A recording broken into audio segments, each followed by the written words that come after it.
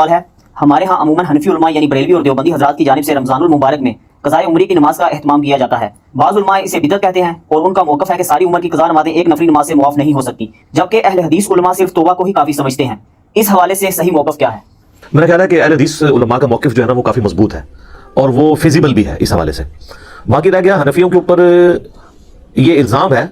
حنفی public ضرور یہ کام کرتی ہے لیکن حنفی جو جید علماء ہے نا بریلویوں اور دیوبندیوں کے، وہ قطعاً قضائے عمری کا جو 4 نوافل والا سلسلہ ہے جو جمعۃ الوداع کے دن ہوتا ہے، آخری جمعہ رمضان کا، اس میں وہ کہتے ہیں کہ آپ نے جمعے کی نماز کے بعد 4 رکعت نفل پڑھنے ہیں، اور آج تک جتنی آپ کی نمازیں اس طرح کی تھی قضا ہوئی بھی، اس کا کفارہ وہ 4 نوافل بن جائیں گے۔ تو باقاعدہ فقہ حنفی کی کتابوں میں آپ بہار شریعت بھی کھول کے دیکھیں، انہوں نے اسے کنڈیم کیا ہے کہ اس کی کوئی اصل نہیں ہے۔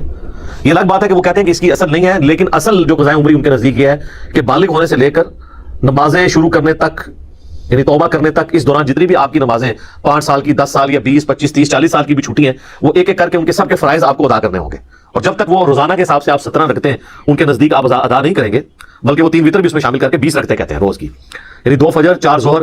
4 عصر، 3 مغرب، 4 عشاء، یہ 17 ہوگی، اور 3 وتر وہ کہتے ہیں کہ 20 رکھتے ہیں۔ جب تک آپ روزانہ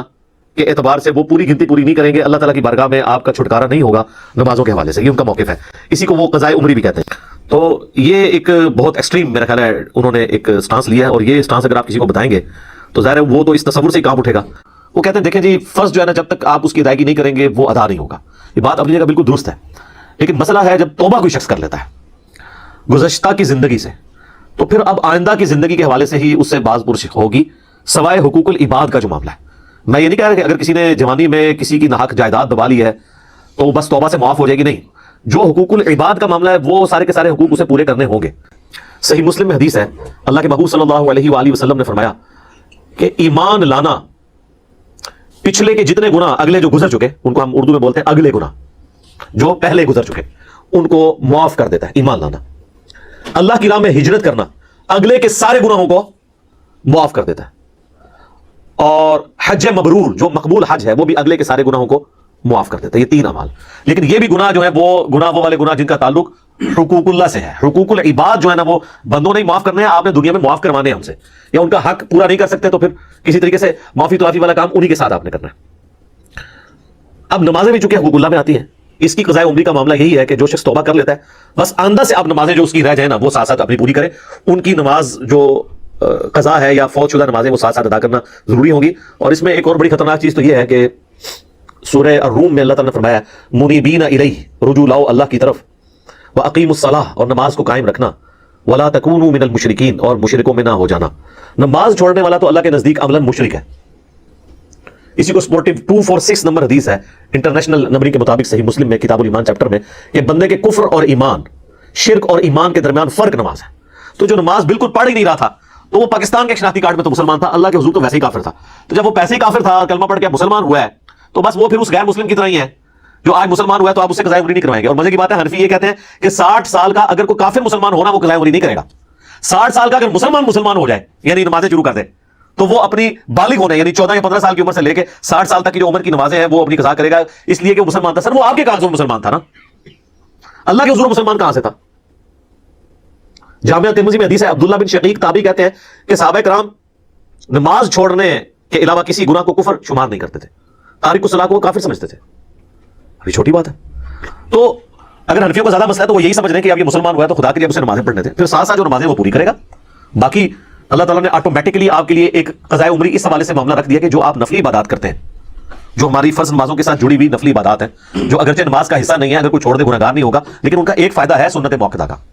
کہ سنن ابی داؤد میں حدیث ہے کہ نبی صلی اللہ علیہ وآلہ وسلم نے فرمایا قیامت والے دن جب کسی شخص کے فرائض میں کوتاہی نکلے گی تو اللہ تعالیٰ فرمائے گا میرے بندے کی نفلی عبادتیں تولو، اور انہیں فرض کے بدلے تول لو، اور فرض کی کمی اس سے پوری کر دی جائے۔ تو اگر نفلی عبادات آپ کے ساتھ ہوں گی تو آٹومیٹکلی آپ کے فرضوں کی کوتاہی پوری ہوتی رہے گی، اور وہ 12 رکھتے ہیں تو اللہ تعالیٰ نے سنت موقدہ کے طور پہ ہمارے ساتھ رکھ دی ہے، جو بخاری مسلم دونوں میں حدیث ہے کہ اللہ کے محبوب صلی اللہ علیہ وآلہ وسلم یہ 12 رکعتیں پڑھا کرتے تھے، 4 ظہر سے پہلے، 2 ظہر کے بعد، 2 مغرب کے بعد، 2 عشاء کے بعد، اور 2 فجر سے پہلے، اور 3 وتر الگ سے سنت ہے، ٹھیک ہے جی، وہ آپ پڑھیں۔ تو یہ نفلی عبادت آپ روزانہ 12 اور 3 15 ہو گئی،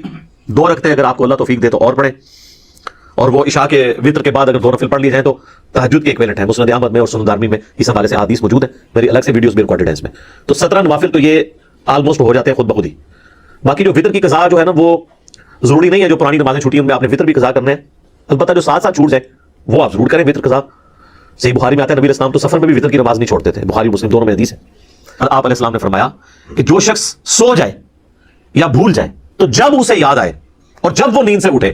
وہ نماز ادا کر لے, اس کے لیے نماز کا وہی وقت ہے. اور پھر آپ نے سورہ طٰہٰ کی وہ آیت تلاوت کی. اس حدیث سے یہ بات پتہ چلی کہ پھر نماز کے جو قضا کا تصور ہمارے ہاں عموماً پایا جاتا ہے نا, اس کی کوئی اصل نہیں ہے. اگر کوئی بھول جائے یا سو گیا تو جب وہ اٹھے گا تو اس کے لیے نماز کا وقت وہ ہو جائے گا. مثلا اگر ایک شخص زور کے بعد اس کی آنکھ لگی اور جا کے عشاء کے وقت میں کھلی تو بس عشاء کے وقت میں جا کے اصل مغرب عشاء پڑھ لے. اس کی روٹین نہ بنائیے نا, میں اس کی ترغیب دلا رہا ہوں کہ روزانہ فجر آپ 10 بجے اٹھ کے پڑھیں یا 8 بجے آفس جانے سے پہلے پڑھیں کبھی کبھار. تو یہ جو کہا تھا نماز قضا, اکثر لوگ پوچھ رہے ہیں قضا نماز کا طریقہ بتائیں جی. وہ طریقہ کیا یار, جو نماز رہ گئی اس کو پڑھ لو, اس زبان سے تو نیت کرنی بھی نہیں ہوتی دل میں, وہ آپ کے لیے وہی ہے. اگر آپ لیٹ اٹھے تو آپ کے میں فجر کی نماز پڑھوں اپنے دل میں نیت کریں, اس میں یہ نہیں کہنا ہوتا کہ آج والی جڑی فجر رہ گئی سی وہ میں قضا کر رہا ہوں, یا کل والی رہ گئی سی وہ کر رہا ہوں. بس اپنے ذہن میں حاضر کی نماز ہے, وہ نماز کا وقت آپ کے لیے وہی ہے. یہ قضا کی ٹرم تو فقہا نے ڈیفائن کی ہے نا, ادروائز احادیث میں نماز کا فوت ہو جانا. اس طریقے سے کہتے ہیں قضاء عمری کے روزے بھی ہوتے ہیں, زکات بھی بتاتے ہیں. اب زکات تو پھر بھی چلو بندہ نکال سکتا ہے, اس کے لیے کوئی ایفرٹ پٹ نہیں کرنی ہے, ایک نیت ہی کرنی ہے اپنے مال میں سے پیسہ نکالنے کی. لیکن روزے اگر کسی کو 10 سال کے یا 15 20 25 سال کے رکھنے پڑ جائیں, وہ تو ایک رمضان کے روزے رکھنا ماحول میں رکھے جاتے ہیں, ادروائز تو ایک نفلی روزہ رکھنا بھی مشکل ہو جاتا ہے. تو بس ٹھیک ہے, توبہ کیا اللہ سے, امید اللہ تعالیٰ معاف کرے گا. اب آگے معاملات کو لے کے چلے. تو آج کی اس حوالے سے گفتگو کا کنکلوژن یہ ہوا کہ قضاء عمری کوئی چیز نہیں ہے. پرانی جو زندگی میں قضا نمازیں ہوئیں اللہ سے توبہ کریں, معافی کی امید ہے. ٹینشن نہ لیں, آٹومیٹکلی نفلی عبادات آپ کی اس غلطی کا کفارہ بھی بنتے جائیں گے اگر آپ کو زیادہ ٹینشن ہے, ادروائز توبہ بھی کافی ہے. اور جو توبہ کرنے کے بعد ساتھ ساتھ نمازیں قضا ہوتی ہیں وہ کرنا ضروری ہے. وہ کوئی نہیں کہتا کہ جس کو بھی آپ اللہ سے ڈھیری بناتے ہیں وہ معاف نہیں ہوگی جب تک آپ نہیں پڑھیں گے.